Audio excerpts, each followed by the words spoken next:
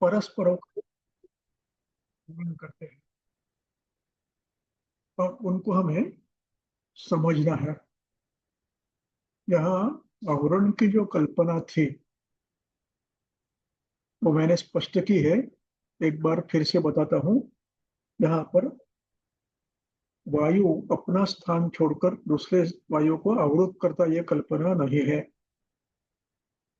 ये कल्पना ऐसी है कि किसी एक वायु का स्थान दुष्ट हुआ तो उसका दुष्परिणाम जब दूसरे वायु के स्थानों पर होता है तो उसको आवरण कहा जाता है।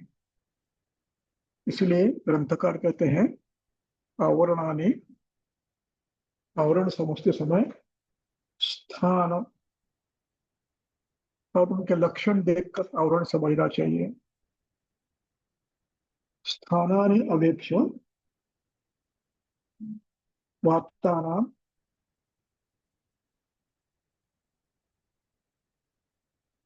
श्लोक क्रमांक 217। स्थानानि अवेक्ष वातानां,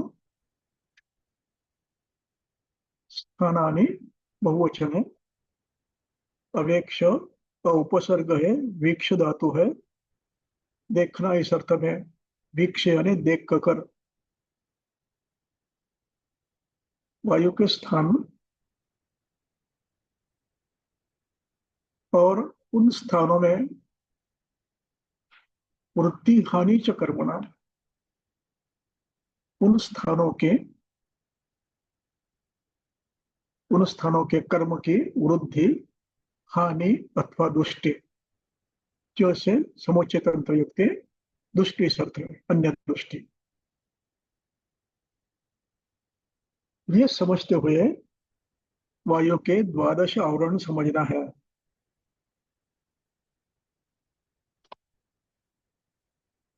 इसलिए वायु के परस्पर आवरण ये मूर्त नहीं है। वायु मूर्त रूप में एक दूसरे को आवरण नहीं करता है क्योंकि वायु स्वयं अमूर्त है।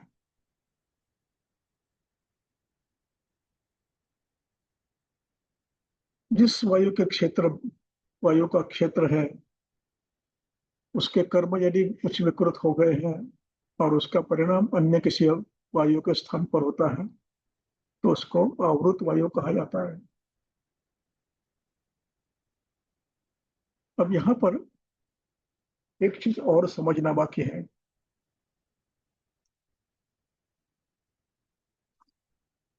ग्रंथकर्ता किसी एक स्थान के वायु के कर्मों का वृद्धि हानि अथवा दुष्टि का लक्षण बताते हैं और दूसरे का नहीं बताते हैं। तो हमें उहन तंत्र युक्ति से उनको समझना है, क्योंकि उस वायु की दृष्टि के कारण दूसरे के दृष्टि के लक्षण पहले कहीं ना कहीं बताए जाते हैं, तो उनको हमें उहन के रूप में लेना है। अन्यथा यदि नहीं दिए हैं तो वायु के स्थानों के कर्म जानकर उनकी विकृति देखकर सब अंदाज लगाना है। और तीसरा बिंदु यह है कि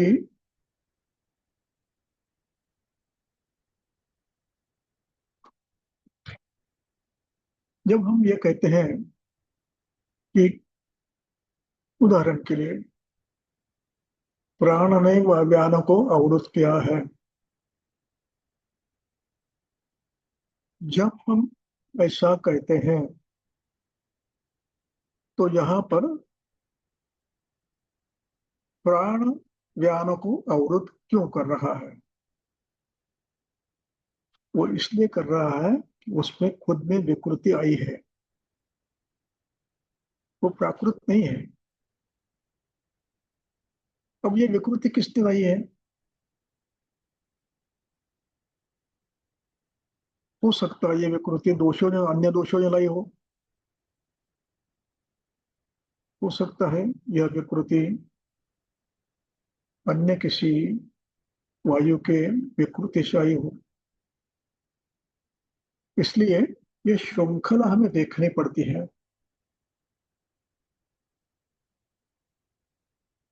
और चिकित्सा में इस श्रृंखला का उपयोग करना पड़ता है। जैसे उन उदाहरण के लिए लिया कि प्राण ने व्यान को अवरुद्ध किया है,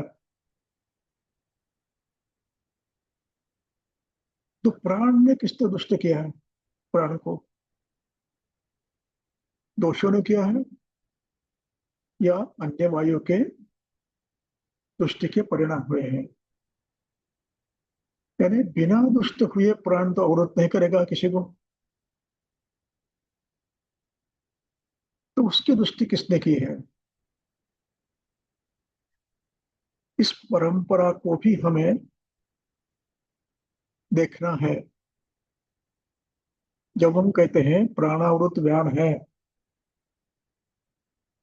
इसका अर्थ प्राण को किसी ने दुष्ट किया है, या हो सकता रसक्ष से हुआ हो सकता रक्तक्ष से हुआ हो सकता वातवृद्धि से हुआ हो सकता अवरोध से हुआ हो सकता विमार्ग गमन से हुआ हो धातुओं के, और उसका परिणाम ज्ञान पर पड़ा है।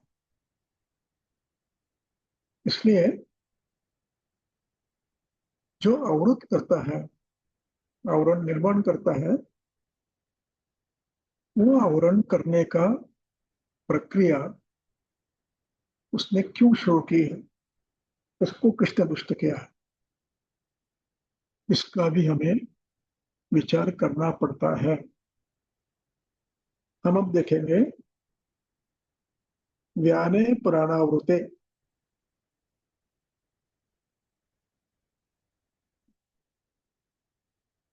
व्याने प्राणावृते, इस शब्द को समझने के लिए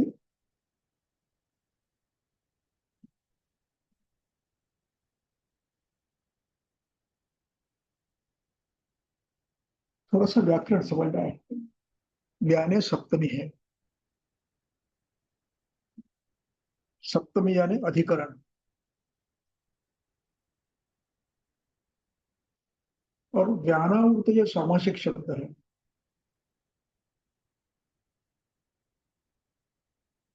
तो उसका आपको विग्रह करना पड़ेगा।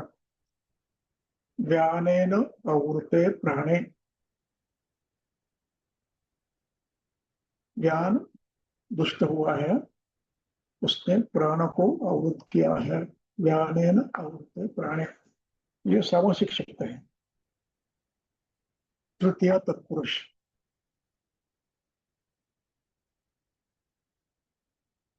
आवृत ये भी सप्तमी है, इसको कहते हैं सती सप्तमी।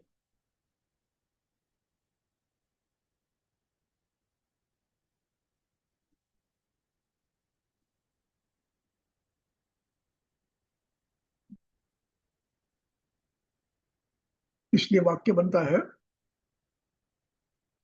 प्राणेन आवृते व्याने। अब यहाँ पर प्राणेन आवृते व्याने ये जब हम कहते हैं, तो इसका अर्थ है कि प्राण को भी किसने तो प्रकोपित किया है।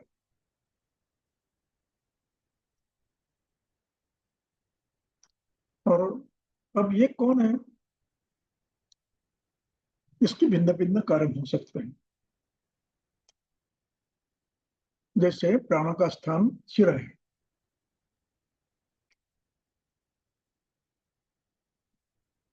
और हृदय भी है। प्राणो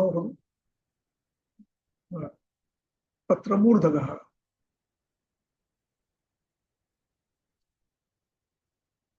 अब ये प्राण दुष्ट होने की कितनी संभावना है?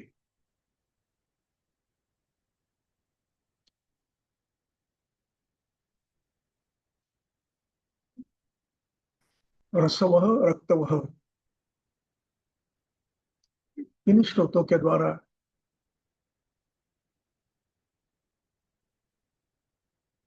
जीवन की मनोवृत्ति के लिए रस, रक्त, वायु, अन्न, द्रव दोष इनका प्रक्षेपण होता है।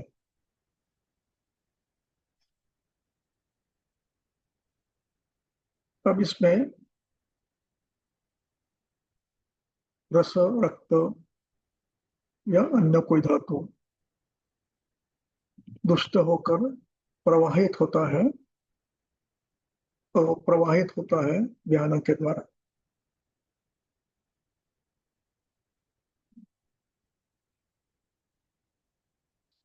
तो ये प्रवाह की अतिवृत्ति है, प्रवाह का संग है, प्रवाह का मार्ग गमन है,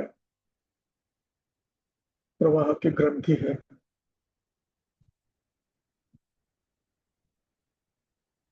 क्षय है, प्रवाहित होने वाले धातु का अनुवृत्ति करने वाले भाव का क्षय है, वृद्धि है, स्थान संशय है, ग्रंथि है, विमार्ग गमन है। ऐसे विविध कारणों से उस क्षेत्र में प्रभाव पड़ सकता है। यानी जब हम ये कहेंगे कि प्राणेन अवरुते ज्ञाने, तो प्राण ज्ञान को अवरुद्ध करता है,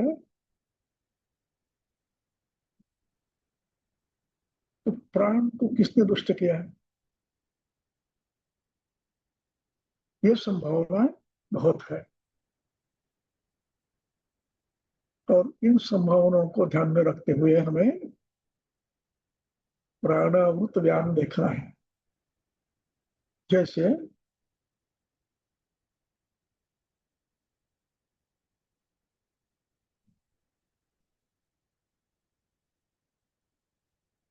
किसी किसी व्याधि में, उदाहरण के तौर पर मूत्रवह की दृष्टि, उस मूत्रवह की दृष्टि का परिणाम शरीर में से जो बाहर तक निकलने वाले हैं भाव, वो यदि बाहर नहीं निकले, उनका अवरोध हुआ, तो वो शरीर में संचित होते हैं, और संचित होते होते वो शिरस्थान में आश्रय करते हैं। अब ये हुआ प्राण दृष्टि,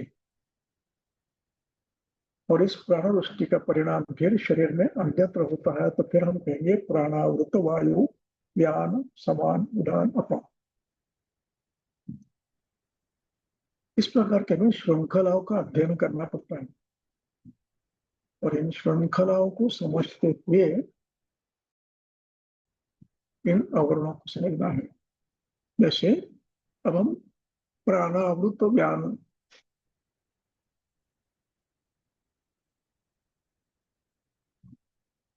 प्राण दुष्ट हुआ है,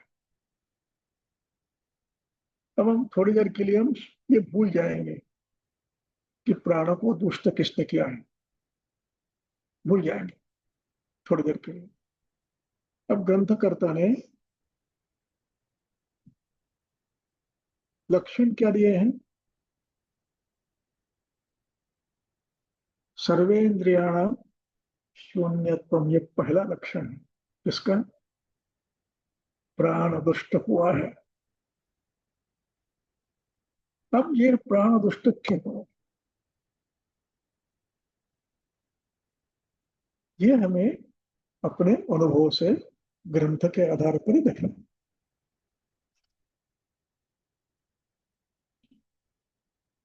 हो सकता दोष दुष्ट रक्त, दोष दुष्ट रस, दोष दुष्ट मांस,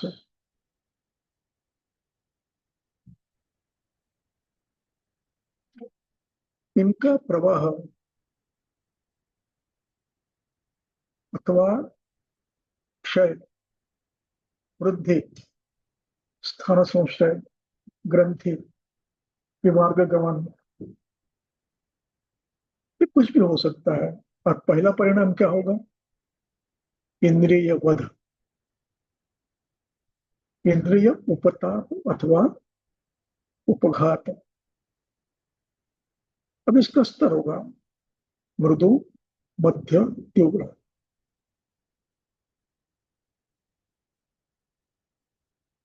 अब देखिए चरक का सूत्र स्थान का अध्याय 28, नहीं 24।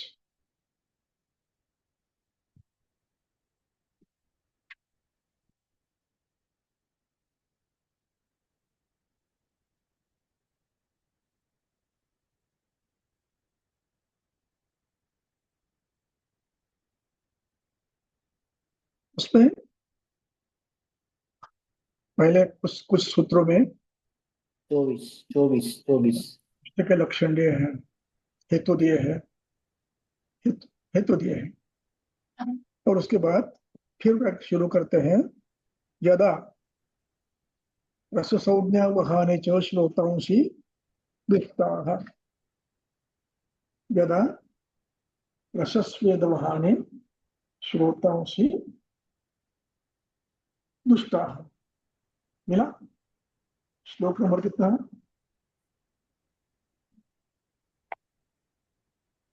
नंबर 25।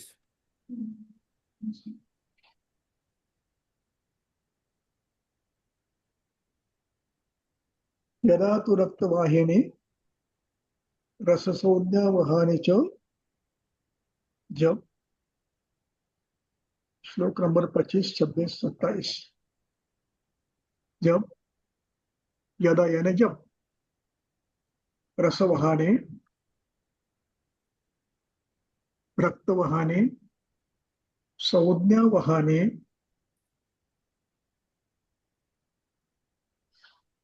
श्रोतांसि कुपिताः मलाः।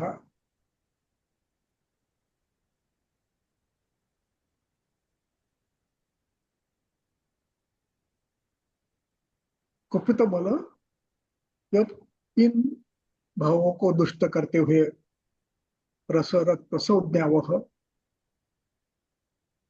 कुपित मलाः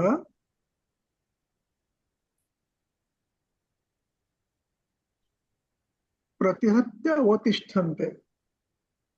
दोष जब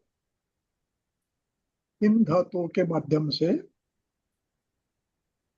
सिर में जाकर अवतिष्ठन्ते, अब उपसर्ग है, स्था धातु है, तिष्ठति क्रियापद है। अरे तिष्ठन्ति जब खाली दो खो खो इन माध्यमों खाली से खो हेलो कर्ण संशय करते हैं, तब मद, मूर्छा, संन्यास ये व्याधि होती है। तो मदमूर्छ संन्यास ये प्राणावृत का लक्षण है, पहली स्थिति है। प्राणावृत के लक्षणों में पहला लक्षण जो दिया था क्या था? सर्वेन्द्रियाणां, यहाँ शून्यत्व का अर्थ है अपने कार्य में विकृति।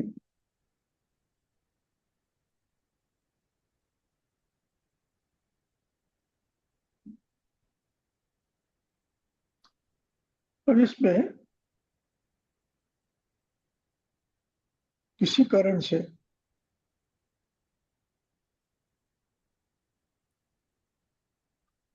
विषय द्रव्य अथवा दोष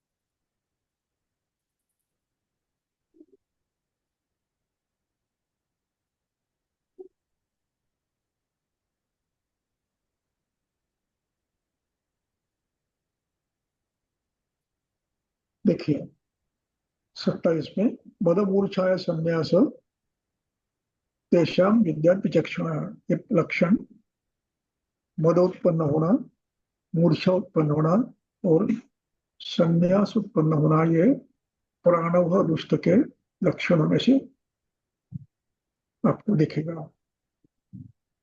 अब इसमें होता क्या है, मनोविक्षोभय जंतु संज्ञाम सम्मोह,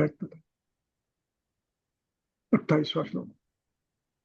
मन में क्षोभ होगा और संज्ञा में क्षोभ होगा और ज्ञान ग्रहण गलत होगा, नियंत्रण कम होगा। तदा चित्तम एवं कफश्चयनम मनो विक्षोभेन्द्राम संज्ञाम नयति आकुलताम। पित्त और श्लेष्मा, ये दो संज्ञा को आकुल करते हैं। विशेष दशक उनका विशेष बता रहे हैं। अब उनका विशेष क्या है? श्लोक क्रमांक 30।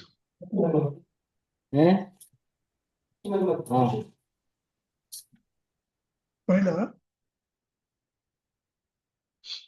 सक्त अल्प द्रुत भाषण। अल्प भाषण, सक्त यानी लड़खड़ाते हुए, और द्रुत भाषण, और ये हुआ इंद्रियों की दृष्टि, वाक इंद्रिय की दृष्टि। इंद्रिय, इंद्रिय अवयव और प्रत्यक्ष इंद्रिय, इनमें से किसी की दृष्टि। उसके बाद लक्षण क्या है? चल स्खलित चेष्टितम। चेष्टितम यानी गति। ये कैसी है? चल, चलते समय स्खलित होता है, इम्बैलेंस, अथवा पैर फिसलना, अथवा गलत रखना।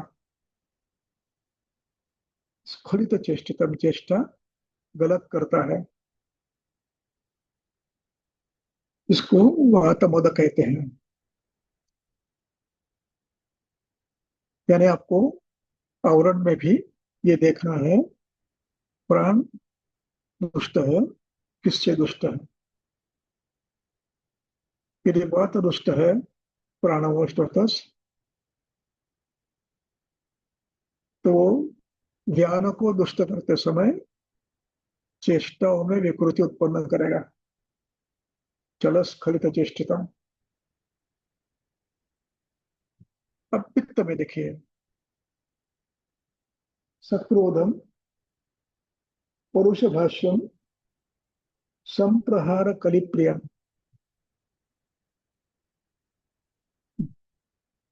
सामने वाले को मारने की इच्छा होगी उसको, चेष्टा की विकृति, क्रोध।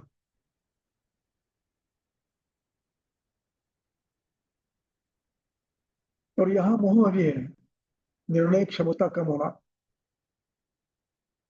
राजस तामस अवस्था।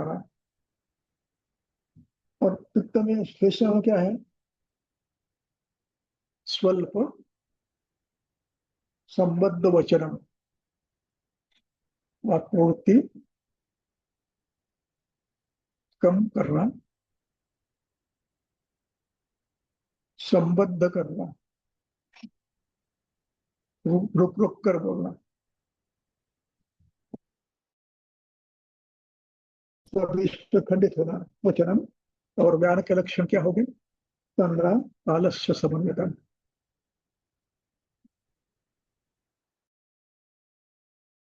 व्यान क्षेत्र यानी पूरा शरीर, आलस शरीर गौरव, ये लक्षण व्यान क्षेत्र के हैं, इसलिए ये प्राणावृत व्यान है। अब प्राण किसने दुष्ट किया है? श्लेष्मा ने, पित्त ने, वायु ने। दूष्य हो सकता है संज्ञा, वह दूष्य हो सकता है, दूष्य हो सकता है उदक, वह रसव। इसमें अतिदेश तंतुलक के लगाकर आप अन्य धातुओं को भी ले सकते हैं। रसरक्तमांस में अस्थि मज्जा उदक धातु इन सबको ले सकते हैं। अब यहाँ पर जब संभावना कितनी है, आप धूप में घूमे, पानी पीने की व्यवस्था नहीं है, आपको प्यास लगी, धूप में घूम रहे हो, उदक क्षय हुआ। इस उदक क्षय का परिणाम इंद्रियों का पोषण कम होगा, उदक के द्वारा रसक्षय होगा, श्लेष्मक्षय होगा, और उसका परिणाम इंद्रियों का पोषण कम होगा, इंद्रियों में दौर्बल्य आएगा।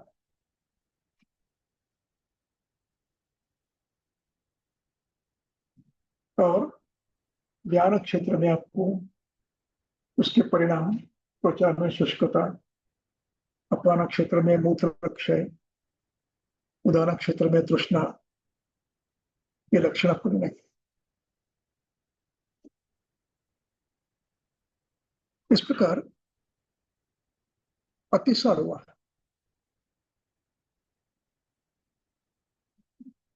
उदक्षय हुआ, रसक्षय हुआ, रक्तातिसार हुआ, रक्तस्राव हुआ, आघात लगा, रक्तक्षय हुआ, परिणाम शिरस्तर्पण कम होगा, परिणाम पूरे शरीर में कहीं ना कहीं आपको मिलेगा, शोष, दौर्बल्य, उद्वेष्टना, शूल, मूर्छा। इस प्रकार प्राण के आवरण के भिन्न भिन्न हेतु और उसके परिणाम भिन्न भिन्न हो सकते हैं।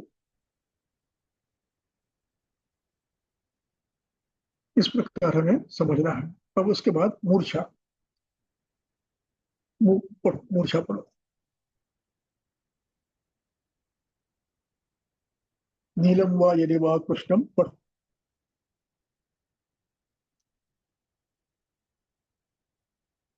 नीलम वा यदि वा कृष्णम पढ़ो।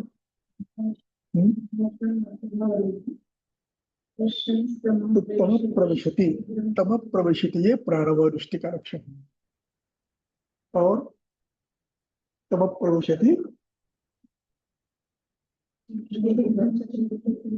वेपतुश्च अंगमर्दश्च पीड़ा, शरीर में वेपत्व आती है, पीड़ा होती है और संज्ञा नाश होता है, आदमी कोलैप्स हो जाता है, बीपी डाउन होता है, पल्स बढ़ जाती है। ये सब ज्ञान के दृष्टि के लक्षण। परिणाम किसका है? इंद्रिय स्थान में दुष्ट पित्त या वायु गया है। उसके बाद 47 पढ़िए। रक्तम व हरितवर्णम यत् पश्यन् तम प्रविशति। पित्त वृद्ध हुआ है, वो संज्ञा वहां का बाधा बाधित किया है, अथवा इंद्रियों को बाधित किया है। परिणाम होगा तम प्रविशति, आंखों के सामने अंधेरा आता है, इंद्रियों में विकृति, और गिर जाता है, बैलेंस नहीं रहता है, अपने आप को संभाल नहीं पाता है। ये वही ज्ञान विकृति।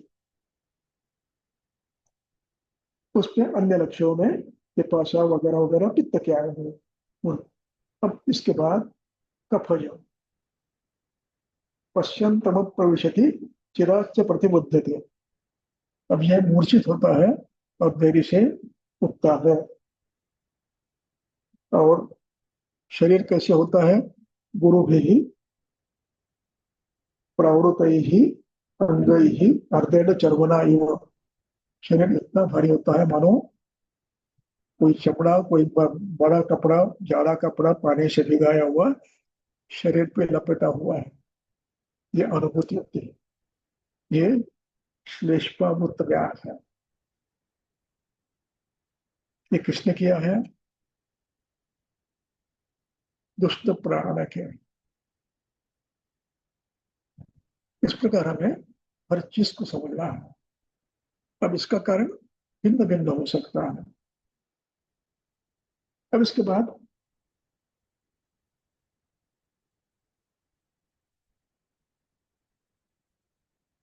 संधिपात में वैसे ही है।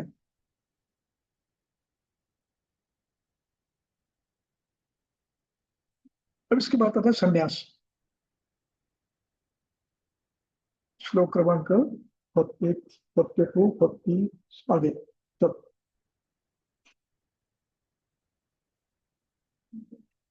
42 अध्याय 24 सूत्र स्तर अध्याय 24।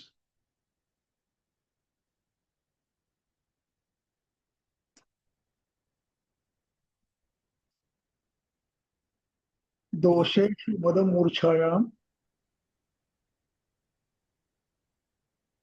44.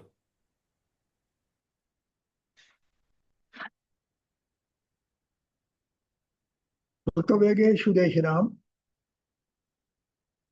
स्वयं एवं उपशाम्यन्ति। मूर्छा मद ये हो सकता है स्वयं शांत हो जाए, किंतु संन्यासो न औषधि बिना, संन्यास बिना चिकित्सा के ठीक नहीं होगा। अब ये 42 नंबर श्लोक. तम आ गया। मूर्छा मद ये तर था, अब ये तमा आ गया। दुष्टि की तमता मद मूर्छा में, इसमें इसमें क्या होता है संन्यास में? वाग्देह मनसाम चेष्टा, वाचा देह और मन अक्षिप्य अतिबला मलाह। वाक सभी इंद्रिय, वाक के ऊपर लक्षण है। सभी इंद्रियों का अपने अपने कर्म में आहत होता है। अतिबला मलाह प्राणायतर संस्थिता संन्यस्य संन्यस्यन्ति अतिबलम। प्राणाश्रय में या दोष करने के कारण ये व्यक्ति संन्यस्त होता है, और संन्यास से संन्यस्त व्यक्ति मृत व्यक्ति के समान, काष्ठ के समान पड़ा रहता है। ये हुआ प्राणावृत ज्ञान। अब प्राण दुष्ट क्यों हुआ? रस संज्ञावह के माध्यम से ये दुष्ट हुए। तीनों दोष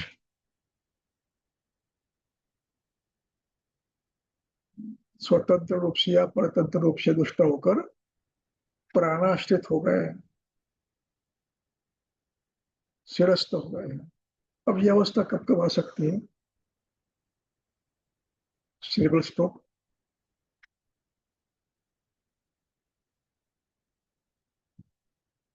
डायबिटिक कोमा, रीनल फेल्योर, अथवा अस्थमा की अवस्था इसमें ऑक्सीजन सप्लाई कम होता है। ऐसे अनेक कारणों से उदक क्षय, रस क्षय, रक्त क्षय,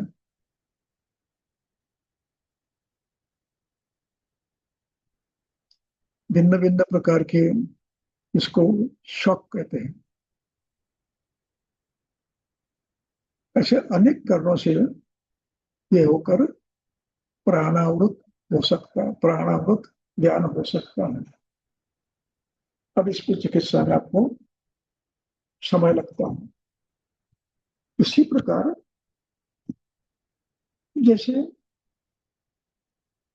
अतितृष्णा उदक क्षय का लक्षण है। वातज पित्तज कफज तृष्णा। कफज तृष्णा अवरोधात्मक है, पित्तज तृष्णा उदक क्षयात्मक और उष्ण गुणात्मक है। और वातज तृष्णा शोषात्मक है।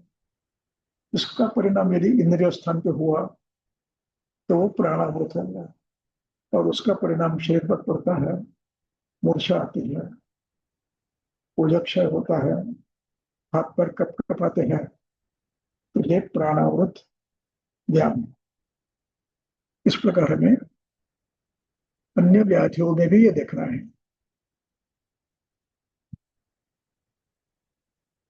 भिन्न भिन्न व्याधियों में ये अवस्था आ सकती है। सिंह को अकस्मात ब्लैडर एम्प्टी हुई, अकस्मात बॉयल एम्प्टी हुए, आप गर्म हवा में गए, वेसल डायलेट होती है, ब्लड फ्लो नीचे आता है, चक्कर आती है।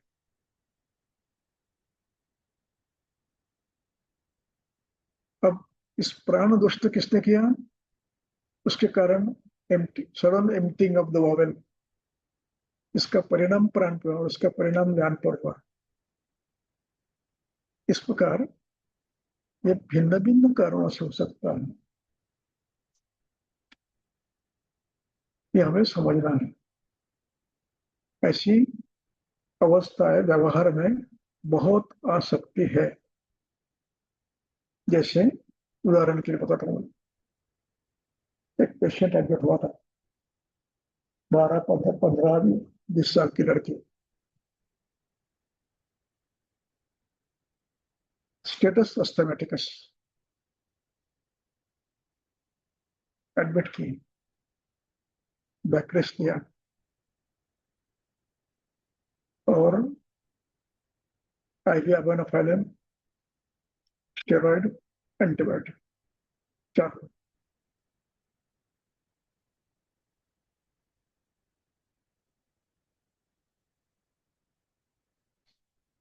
एक दिन मुझे फोन आया रात में,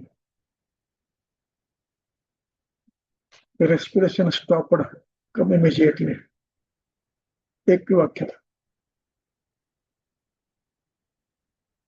मैं पहुंचा तो सब लोग मिलकर आर्टिफिशियल ये कर रहे थे, रेस्पिरेशन दे रहे थे, ऑक्सीजन सिलेंडर लगाया था और जो यो करके जिंदा रख रहे थे उसको। पल्स चल रही थी, हार्ट क्रैम्प कर रहा था और पूरा शरीर स्टिफ हो गया था, राइगर मोराइटिस जैसे मृत्यु के बाद होता है वैसे हुआ। फिर मैंने पूछा हमारे रजिस्ट्रार को, भैया ये बैक रेस्ट कभी कम किए थे कि नहीं? तो बोला सर ने गलती हुई, बैक रेस्ट लगातार 3 दिन चल रही है, कभी कभी नहीं किया हमने। मैंने पहले वो काम करो, बैक रेस्ट निकालो, कुछ भी हो।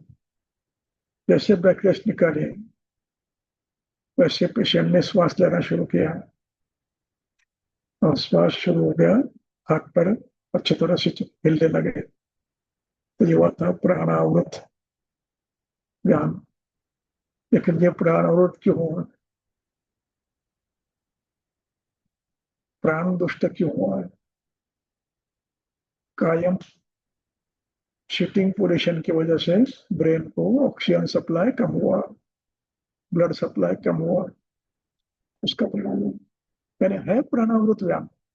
लेकिन प्राणावृत व्यायाम और प्राण को आवरण करने वाला कौन था? गति, ज्ञान की गति। अब श्रृंखला कैसी हुई? ज्ञानावृत प्राण, प्राणावृत व्यायाम। तो हमें मूल पे जाना है।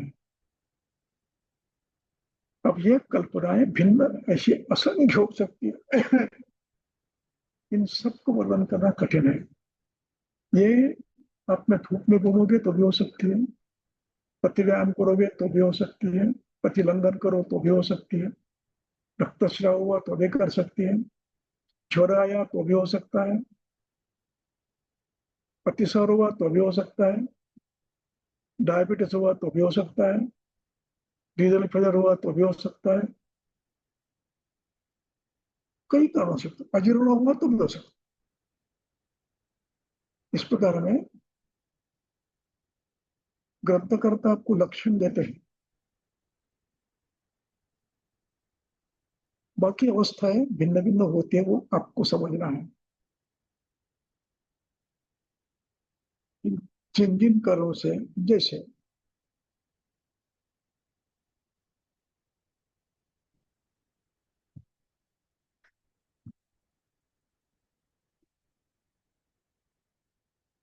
पाणी आहे का दूध आहे?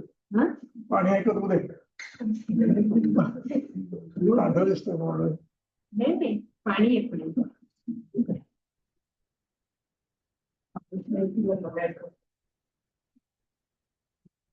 जैसे शिरस्थान में रक्त ग्रंथि हो गई, परिणाम होगा पक्षाघात, अर्जित, पार्किंसोनिज्म।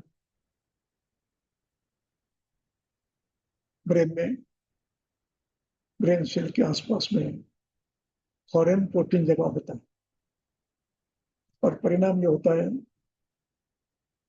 इंद्रिया अपना काम कम करते ही शरीर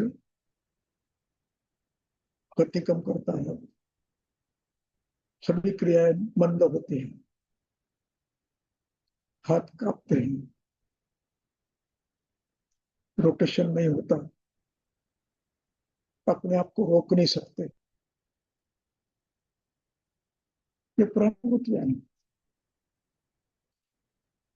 अब प्राणाभूत कौन किया है? हो सकता सामरोश हो, अजीर्ण हो, अति संतल्पन हो, हमें चिकित्सा उनकी करनी है, ये हम ठीक कर सकते हैं। यदि व्यक्ति बलवान है, तरुण है, व्याधि जीर्ण नहीं है, तो हम इन अवस्थाओं को ठीक कर सकते हैं, मैंने किए हैं। तो ये हो सकता है, लेकिन हमें यह समझना है कि प्राणों को अवरुद्ध किसने किया है, और ये ध्यान रखना है कि ये प्राणावृत वगैरह जो है, ये स्वतंत्र व्याधि नहीं है। ये आपको उन अवस्थाओं को संप्राप्ति की श्रृंखला लगाने के लिए वर्णन किया हुआ है। ये भिन्न व्याधि नहीं है, ये स्वतंत्र व्याधि नहीं है। जैसे प्रमेह में बहुमूत्रता, ये ज्ञानावृत अपान है।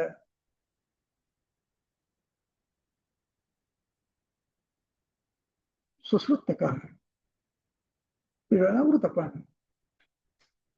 जैसे रक्तातिसार, ये पित्तावृत अपान है। प्रवाहिका विश्लेषणावृत अपान है। यानी ये भिन्न व्याधि नहीं है। आपको संप्राप्ति की श्रृंखला समझने का, समझाने का ये प्रयास है। इस तरह से आपको ये समझना है।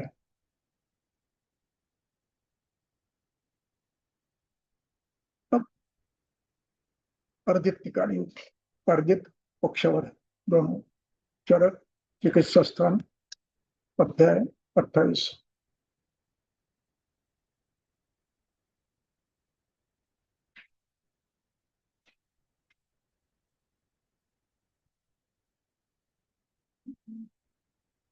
अर्जित लक्षण पढ़ो। श्लोक नंबर क्या है? 38 38।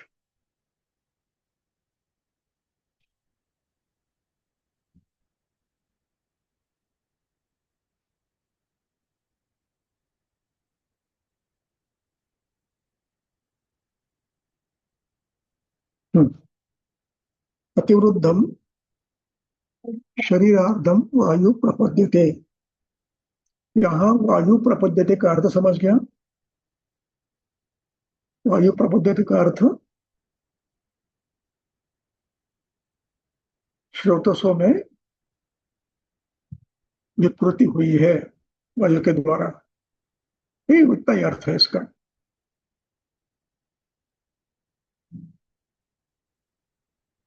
तदा उपशोष उपशोष्य अश्रुक, रक्त के द्वारा शरीर का पोषण न होने से शोष होता है। यहाँ रक्त ये उपलक्षण है। रस, रक्त, इनका पोषण कम होने से शोष होता है बाहु और पाद में। अब इसमें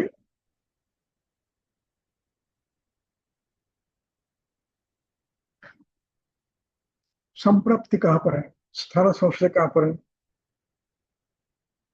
अर्थित में नहीं दिया है ना, नहीं दिया है। वो हमें समझना है। कैसे समझना है? देखिए,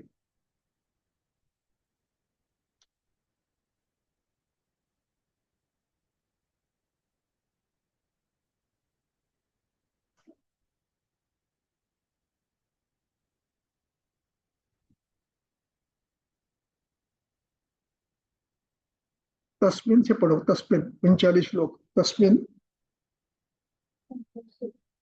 संकोचयति अर्धे। अब ये संकोचयति अर्धे, ये व्यान है, विकृत व्यान है। अब मुखम निम्नम करोति, मुख टेढ़ा होता है। वक्रे करोति नासा, नासा टेढ़ी होती है। भ्रू टेढ़ी होती है। ललाट, अक्षि, हनुष तथा इनमें वक्रता आती है। अब स्तब्धम च नेत्रम, नेत्र स्तब्ध होते हैं। क्षवतुश्च निगृह्यते, छींक अच्छी तरह से नहीं आती है। अब इसमें अगले दो पंक्तियां हैं, दीना से 41 तक पढ़ो। क्या लिखा है? दीना जिह्वा, स्तबो क्षिप्ता कला, सज्जति वाक। अब इसका एक एक शब्द का टिप्पणी चक्रपाणी ने दी है, वो पढ़ो।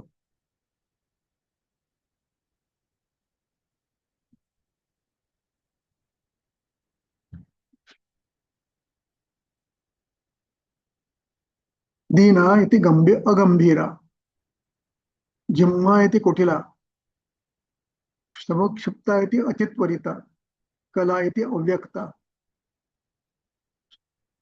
सभी लक्षणों का वर्णन किया है। आगे क्या लिखा है? बाध्यते श्रवणो, किसका वध हुआ है? कर्ण का वध हुआ है। अब कर्ण का वध हुआ, इसका अर्थ क्या हुआ? संप्राप्ति कहां पर है? सिर में, इंद्रिय स्थान में है। बाध्यते श्रवणो, दंताश्चलन्ति, दांत ढीले हो जाते हैं। भिद्यते स्वर वगैरह। अब यहाँ बाध्यते श्रवणो, इसका ये उपलक्षण है। अन्य इंद्रियों में थोड़े थोड़ा परिवर्तन आ सकता है, व्याप्ति के ऊपर है। इसका अर्थ यह है कि प्राण क्षेत्र बाधित हुआ है। ये कैसे हुआ है? हो सकता है रक्त ग्रंथि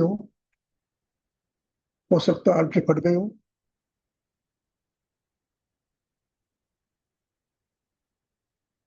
हो सकता है ग्रंथि हुई हो, एब्सेस हुआ हो। इन सब में दोष कारण है, करने वाला दोष है। अर्दित भी प्राणावृत व्यान है।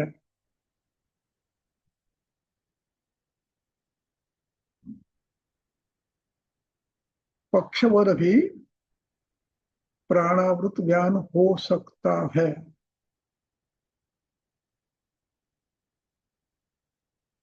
ये आवश्यक नहीं है हर पक्षवत प्राणावृत हो। ये मर्मावृत भी हो सकता है, अन्य मर्म से, शरीर में जितने मर्म है उससे भी हो सकता है, लेकिन संभव है ये सेंट्रल नर्वस सिस्टम में बाधा आने के बाद भी पक्षवत हो सकता है। ये है। अब ये इसके कारण कितने हैं? कई हो सकते हैं। आपने रक्त मोक्षण किया, अधिक मात्रा में किया, पक्षवत हो सकता है, अर्जित हो सकता है, पंगु हो सकता है। इस प्रकार में आवरण समझना है। प्राणावृत व्यान, जब प्राणावृत व्यान कहते हैं तो हमें यह देखना है प्राण को किसने नष्ट किया, क्या सामावस्था है, संतर्पणावस्था है, अपतर्पण जन्य है, आघात जन्य है, बुद्धि जन्य है। इन सबको आपको देखना और फिर चिकित्सा करनी है। मुझे लगता है प्राणावृत व्यान समझ में आने में कोई आपत्ति नहीं है, लेकिन इस पर विस्तार हमें करना है पढ़ाते समय कि व्यान प्राण दुष्ट कैसे कैसे हो सकता। जैसे मैंने कहा, अकस्मात शौक आने से भी हो सकता है, सिंकोप भी हो सकता है, भय से भी हो सकता है, शोक से भी हो सकता है, असक्षय से हो सकता है, रक्तक्षय से हो सकता है, रक्त ग्रंथि से हो सकता है, मांस ग्रंथि से हो सकता है, उदकों में अवरोध आया तो भी हो सकता है, शोथ आया तो भी हो सकता है, उदर में हो सकता है, रुद्रोग में हो सकता है, श्वास में हो सकता है। इस प्रकार आपको प्राणावृत ज्ञान समझना है। ये एक स्वतंत्र व्याधि नहीं है। Is it clear? कुछ शंका हो तो पूछो और यही रोकते हैं।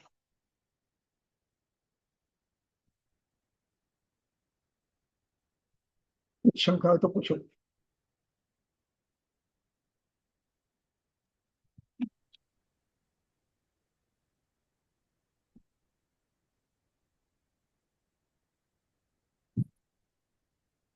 समझ समझते तो भगवान दड़ो तो हम नहीं समझ पाएंगे। चिकित्सा सो पे जाते।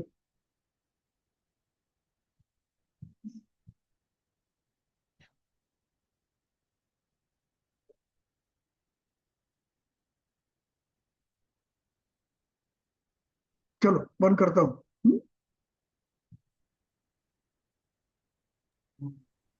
धन्यवाद गुरुजी, प्रणाम। प्रणाम। प्रणाम।